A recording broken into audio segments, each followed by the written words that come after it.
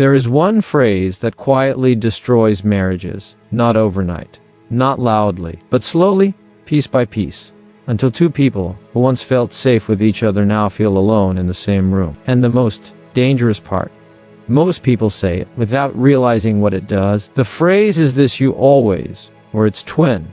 You never, you always do this, you never listen. You always make it about you. You never change. It sounds harmless, familiar even. But those two words, always and never, don't describe behavior. They attack identity. When you say them, you're not addressing a moment. You're rewriting the story of who your partner is. And once someone feels defined instead of understood, they stop listening. Not because they don't care, but because they don't feel safe. Marriage doesn't break because of conflict. It breaks because of contempt. And these phrases carry it quietly. The moment someone hears you always or you never, their nervous system shifts into defense. They're no longer present. They're preparing to protect themselves. And once defense shows up, connection leaves the room. Think about it. Have you ever heard those words and thought, you're right, tell me more? No. You shut down. Or you fight back. Because absolutes erase effort.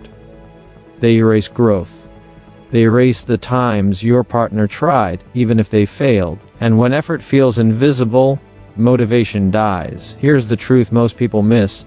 The issue isn't what happened. The issue is how it's framed. You always ignore me doesn't invite repair. It invites rebuttal. You never care doesn't open a conversation. It closes one. Healthy marriages don't avoid hard conversations. They avoid global accusations. That strong couples talk about moments, not character. They address patterns without assigning permanent labels. Instead of you always say right now, this feels like a pattern, and it hurts. Instead of you never, say I'm missing something important, and I don't know how to reach you. That shift does one powerful thing. It keeps dignity intact for both people. Because once dignity is gone, love becomes a power struggle. Another dangerous variation of this phrase shows up disguised as honesty. That's just how you are. That sentence sounds neutral. It's not. It tells your partner, I've given up believing you can grow. And nothing suffocates a marriage faster than being seen as finished, instead of evolving. People don't need perfection from their partner. They need hope. Hope that mistakes aren't permanent. Hope that effort matters. Hope that growth is still possible. When your words remove hope, resentment replaces it. Here's what emotionally intelligent couples understand. You can express frustration without assigning blame. You can ask for change without attacking identity. You can be honest without being absolute. And the couples who last, they're not the ones who argue less. They're the ones who argue cleaner. They don't stack past failures into one sentence. They don't use language that traps the other person in a corner.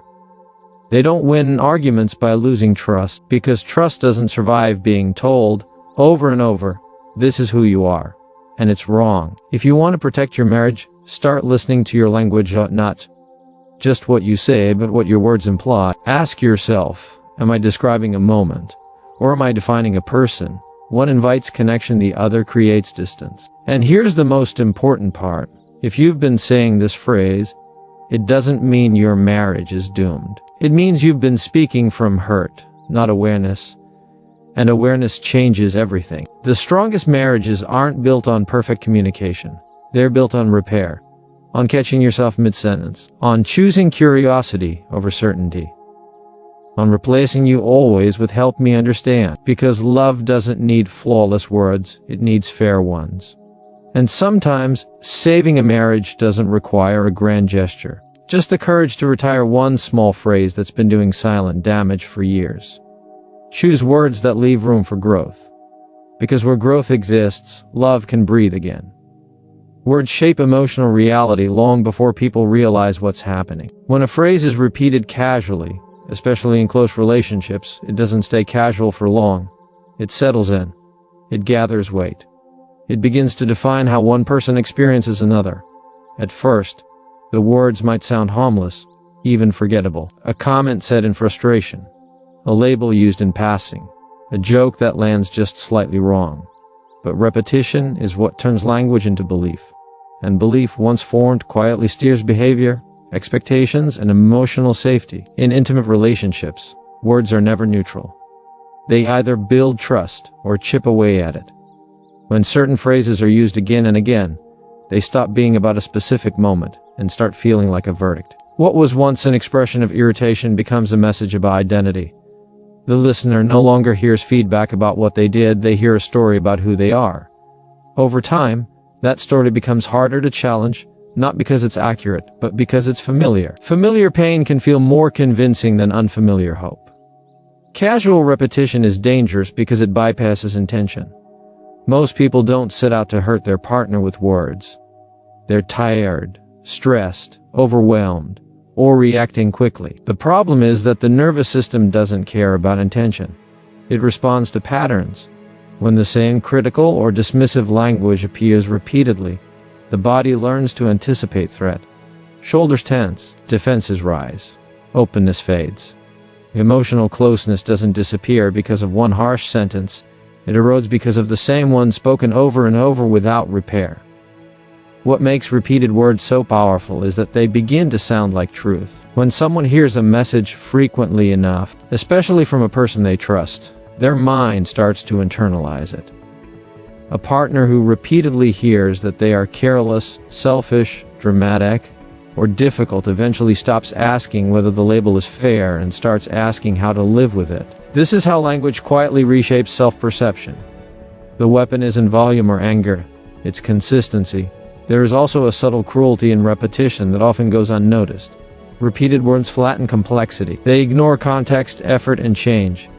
They erase moments of growth and replace them with a single rigid narrative. This leaves no room for redemption, only defense. When people feel boxed in by language, they stop trying to prove otherwise and start protecting themselves. That protection can look like withdrawal, sarcasm, resentment, or emotional distance. None of these appear suddenly, they form gradually in response to words that never evolved. Another danger is that repeated phrases train both people into predictable roles. One becomes the accuser, the other the accused. One speaks with certainty, the other with explanation. Over time, communication turns into a courtroom instead of a conversation. The relationship stops being a place of safety and becomes a place of surveillance, where every mistake feels like evidence. At that point, the words being used are no longer about solving problems, they're about maintaining power. The most damaging part is that these emotional weapons often feel justified to the person using them. Repetition creates the illusion of accuracy. If you've said it many times, it must be true. But frequency is not proof, it's just habit. And habits, when left unexamined, harden into harm. Healthy relationships require language that adapts, not language that calcifies. Breaking this cycle doesn't require silence or suppression. It requires awareness. It means slowing down enough to notice which words keep showing up and asking what they're actually doing. Are they describing a current moment, or are they reinforcing an old wound?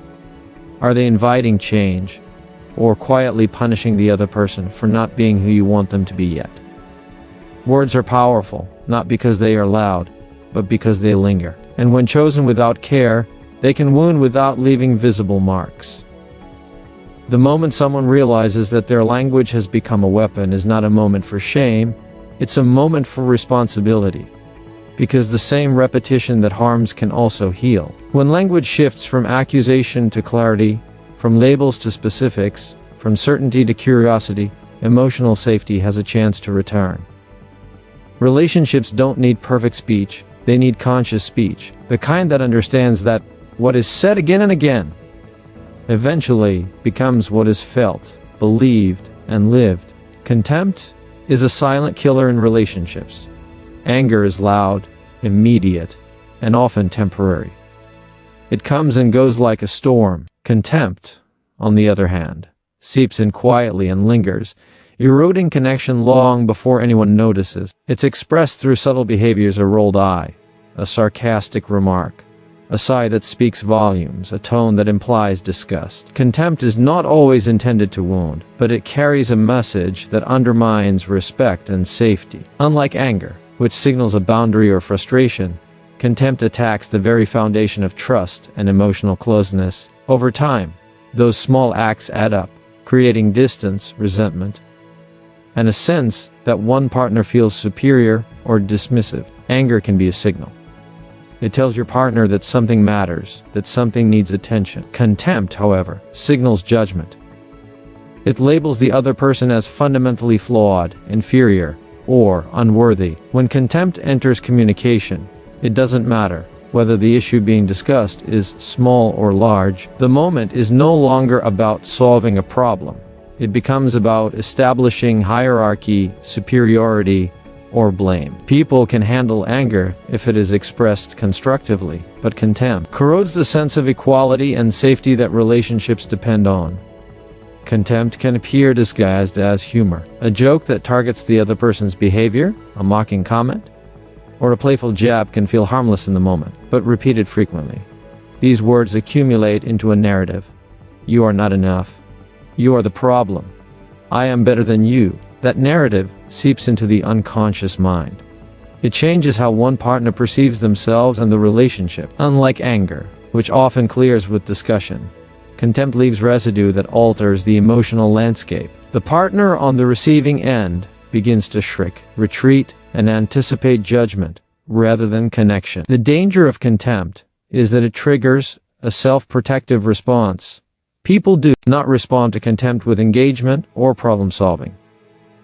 They respond with defensiveness, withdrawal, sarcasm, or counter-criticism. A single contemptuous remark may pass unnoticed, but patterns of contempt create cycles of conflict. The relationship stops being a place of support and becomes a battleground where survival and self-protection dominate. Emotional distance grows because contempt signals that closeness is unsafe. Emotional vulnerability, the lifeblood of intimacy, retreats in the presence of judgment. Contempt is often more subtle than anger, which makes it harder to recognize and address. Anger calls for resolution. Contempt often masquerades as truth. This is just who they are, or I'm only joking, can justify contemptuous behavior while the harm grows unnoticed. Couples may spend years exchanging contempt without ever realizing how deeply it affects the bond. Over time, the accumulation of small dismissive behaviors begins to outweigh moments of kindness, and the foundation of mutual respect starts to crumble. The effects of contempt extend beyond the immediate moment. Research in relationships shows that contempt is the strongest predictor of divorce and long-term relational dissatisfaction. While arguments and angry exchanges can be repaired, contempt undermines repair by attacking the person rather than the problem. It conveys that the partner is unworthy of understanding or empathy. Once that belief is internalized, love struggles to thrive, because it cannot survive without a baseline of respect and safety. Contempt also prevents growth. When someone feels consistently dismissed, ridiculed, or judged, they stop trying. They stop showing effort, trying to meet expectations, or sharing their vulnerabilities. Contempt kills motivation and erodes the sense that the relationship is a partnership. It leaves only survival strategies, defensiveness, withdrawal, and emotional self-protection. Over time, the connection that once fueled intimacy and shared life experiences disappears, replaced by tension, suspicion, and unspoken resentment. Recognizing contempt requires awareness. It is expressed in tone, facial expression, gestures, and choice of words. It is often reactive, emerging in moments of frustration, exhaustion, or irritation, but it carries long-term consequences. Eliminating contempt does not mean suppressing disagreement or avoiding anger. It means speaking and acting in ways that maintain respect, curiosity, and emotional safety. Constructive disagreement can coexist with deep respect, but contempt cannot. Building a relationship without contempt requires intentionality. It demands noticing how words, tone, and expressions affect the other person. It requires valuing emotional safety over being right. Couples who practice empathy, patience, and mindful communication prevent contempt from taking root. They learn to express dissatisfaction without judgment, to address behaviors without attacking character, and to protect the dignity of their partner even in conflict. Contempt is more destructive than anger because it corrodes the foundation of relationships silently and continuously. Anger can be managed, expressed, and resolved. Contempt destroys emotional safety, erodes trust, and leaves lasting damage that words alone cannot repair. The health of a marriage or partnership depends less on avoiding conflict and more on avoiding contempt. Where contempt enters, love shrinks, respect fades, and connection becomes fragile. The most resilient relationships are not free from anger, they are free from contempt, fostering understanding, patience, and the consistent maintenance of dignity. Tone and intent matter more than the sentence itself. The words you choose are only part of the message. The way you deliver them, and the purpose behind them, often carry far more weight. A simple sentence can heal or harm depending on how it is said. "I'm fine" can communicate peace, resignation, anger, or sadness all without changing a single word. People respond not just to what you say, but to how they feel when you say it, which is dictated by tone and intent. Understanding this distinction is the key to effective communication, especially in relationships, work, and high-stakes conversations. Tone is the emotional lens through which words are perceived. The same phrase can feel like compassion, criticism, sarcasm, or indifference depending on the inflection, pace, and energy behind it. When someone hears a calm, measured voice, even challenging feedback can be received as guidance. When the same words are delivered sharply, quickly, or with tension, they become accusations or attacks. Tone can amplify or neutralize words. It can make a minor issue feel monumental, or a difficult truth feel safe to hear. That's why skilled communicators pay as much attention to how they speak as to what they speak. Intent is equally critical. Intent frames your words before they are spoken. When your goal is connection, understanding, or problem solving, your words tend to land differently. When your intent is to prove a point, punish, or control, even well-constructed sentences can feel like weapons. Intent shapes tone. A gentle intention naturally softens the way something is said. A hostile intention hardens it. Listeners subconsciously sense this. They may not recall the exact words, but they will remember the energy behind them. People respond to your purpose more than your phrasing. The danger of ignoring tone and intent is that communication can misfire. You might choose the right words but deliver them with frustration, sarcasm, or impatience, and the message is perceived as criticism. Conversely, a clumsy sentence can land gracefully if your tone is calm and your intent is clearly about collaboration rather than judgment. This is why arguments often escalate, despite seemingly logical statements. The words themselves aren't provoking the reaction, the tone and intent are.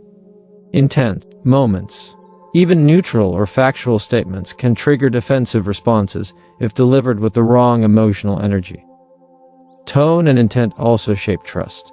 When people repeatedly perceive kindness, empathy, and good intentions behind your words, even tough conversations feel safe. They listen because they trust that your goal is not to demean or control but to express, clarify, and connect.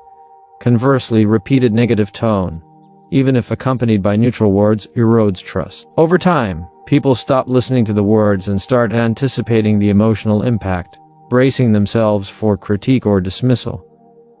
The same sentence delivered differently over time can either strengthen or weaken bonds profoundly. Awareness of tone and intent requires self-regulation.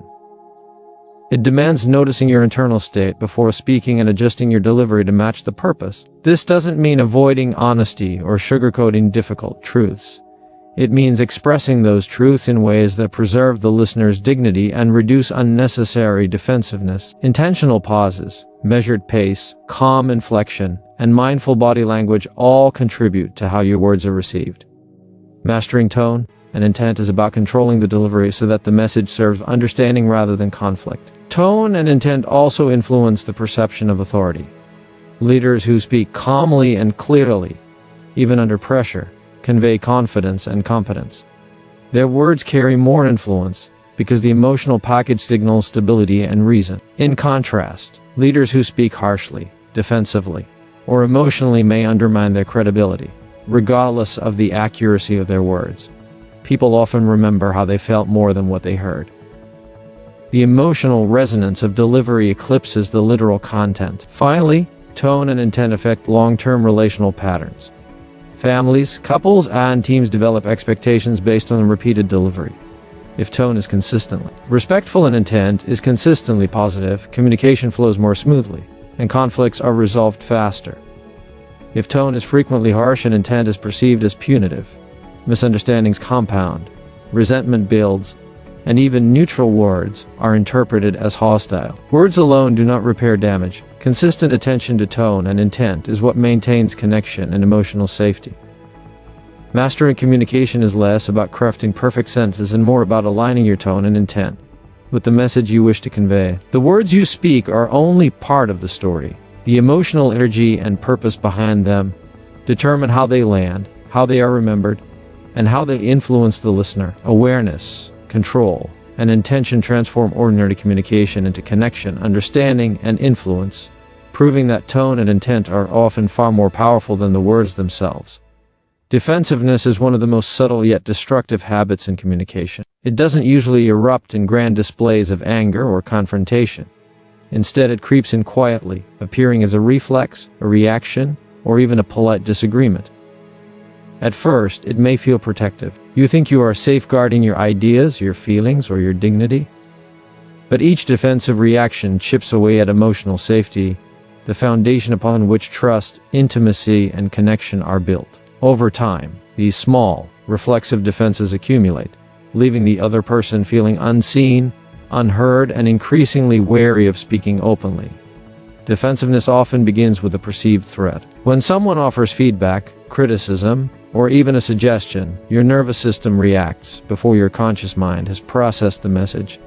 That reaction might appear as justifying, explaining, denying, or counterattacking. In those moments, your focus shifts from understanding the other person to protecting yourself.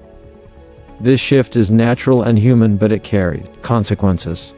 The listener senses that the space is no longer safe for honest dialogue. Instead of engaging openly, they start to anticipate judgment, argument, or rebuttal. One of the most harmful aspects of defensiveness is that it transforms ordinary conversations into subtle battlegrounds. Comments that might have been neutral or constructive are reframed as attack because the listener is conditioned to brace for self-protection.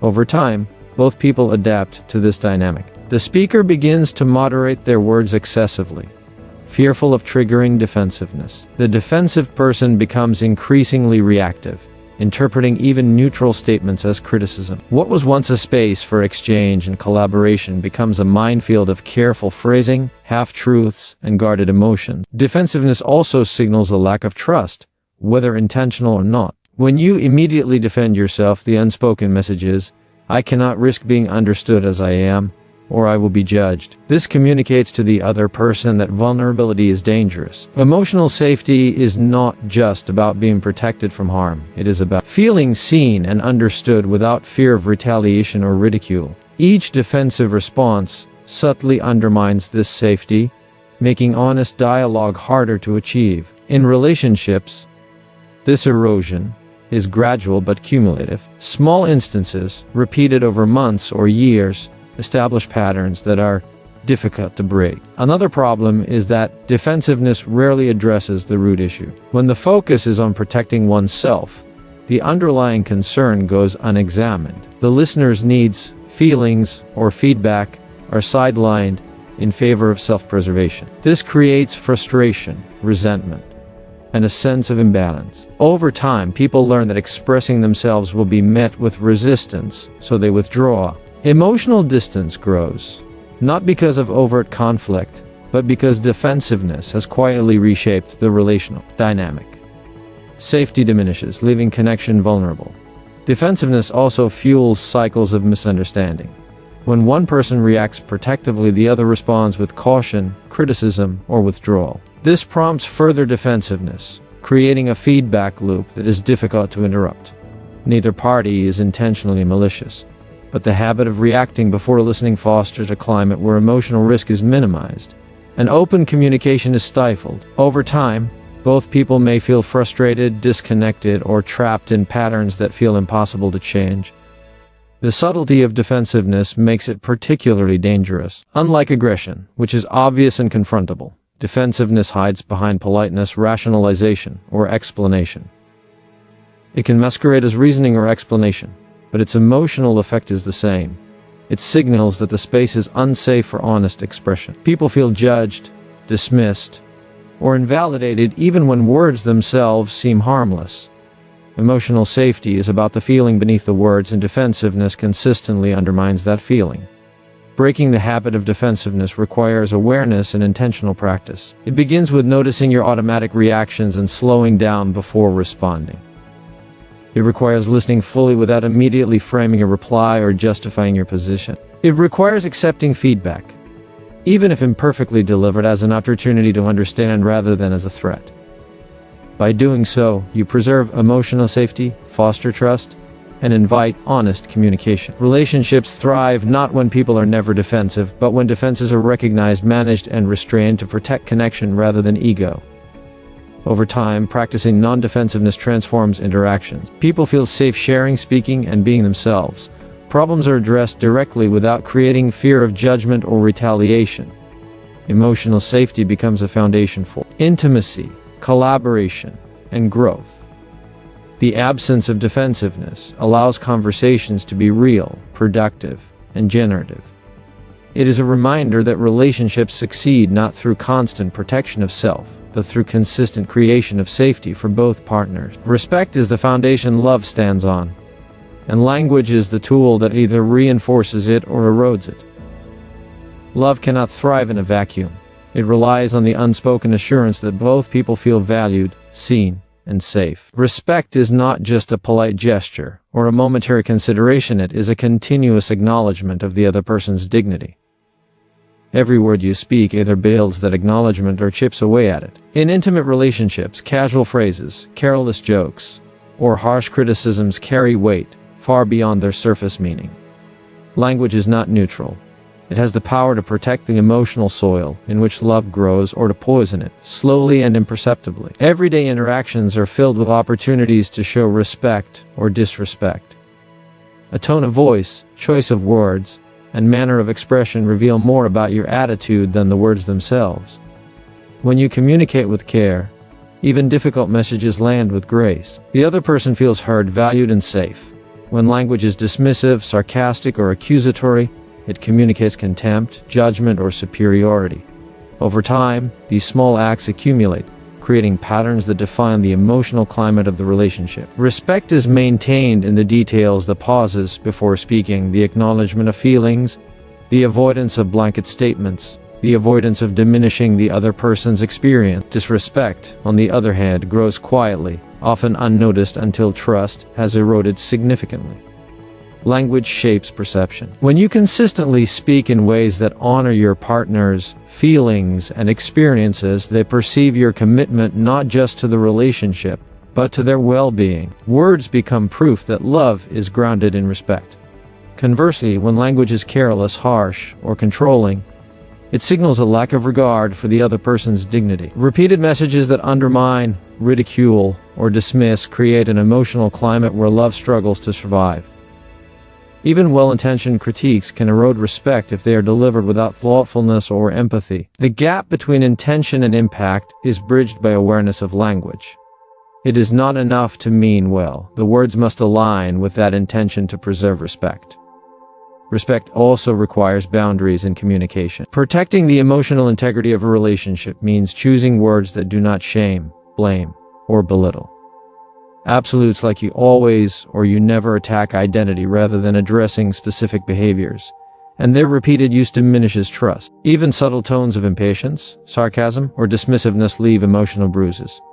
Over time, the listener internalizes the message that their feelings, thoughts, or actions are not valued.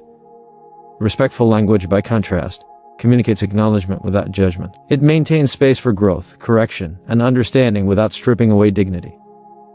The connection between respect and love is also practical. Respect ensures sustainability. A relationship that consistently disregards emotional safety through language will inevitably face resentment, withdrawal, and conflict. People may stay in such relationships out of habit, obligation, or fear, but the love that endures, the kind that strengthens over time, is always built on a foundation of mutual respect. Respectful language signals that each partner matters equally, that each voice is worthy, and that mistakes or differences are addressed constructively rather than punitively.